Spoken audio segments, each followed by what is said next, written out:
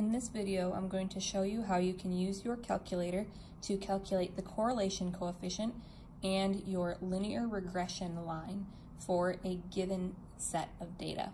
So the first thing you need to do is you need to go to Stat, you're going to hit Edit, and you're going to put your data in your lists. So I already put this in here. These are all my X values, and these are my Y values. Then, after that, I'm going to hit Second Quit, and we are going to go calculate some things with statistics, but before you can do that, you have to make sure that your diagnostics are turned on. So to do that, you're going to hit Second, and then we're going to the catalog down here. I'm going to hit 0. That brings me into the catalog. I'm going to scroll down until I get to the D's, and I'm looking for diagnostic on. And there it is.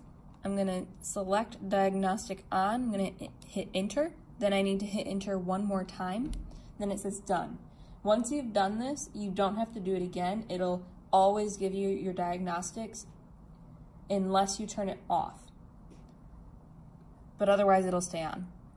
So now that we've done that, we again have our data in our lists. Then I'm going to hit Stat, arrow over. I'm in Calc, and this time I want Lin Reg. That's a linear regression model. And that's option 4. You can either hit the number 4, or you can scroll down and hit enter. I need my X list to be my L1, because that's where I put my X's. I put my Y's in L2, so that's what I have listed for my Y list. Frequency list we can skip. We're going to skip this part as well, and we're going down to calculate, and we're going to hit enter. And now, because we have our diagnostics turned on, we have our Y is equal to AX plus B, where A is equal to negative 0.1629, B is equal to 38,257, and we have 0.135. This 5 is going to round our 3 up, so we are at 0.14. And then we have R squared and our R is our correlation coefficient, which is 0.815. So 0.82 is what our correlation will be. And I'm going to write that down, and I actually pre-wrote it on a sticky note here because we're going to need to put that equation into our calculator so that we can see the visual graph of our scatter plot and of our linear regression line.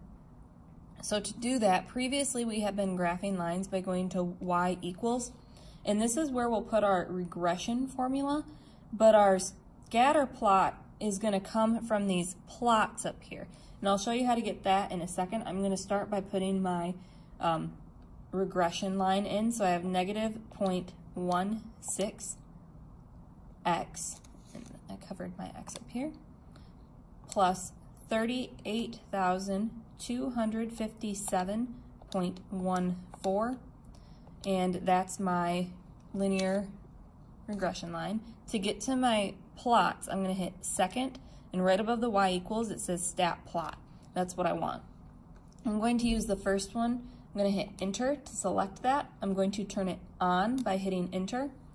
I'm going to go down. If you don't have this first graph option selected, that's the one you'll need to pick. Then I have my X list in L1, my Y list in L2, and then you can choose which kind of dot you'd like to use to show you the scatter plots on your graph. Now that we have that, if I hit graph as is with a normal standard window, it's not going to look quite right. In fact, we don't see anything at all.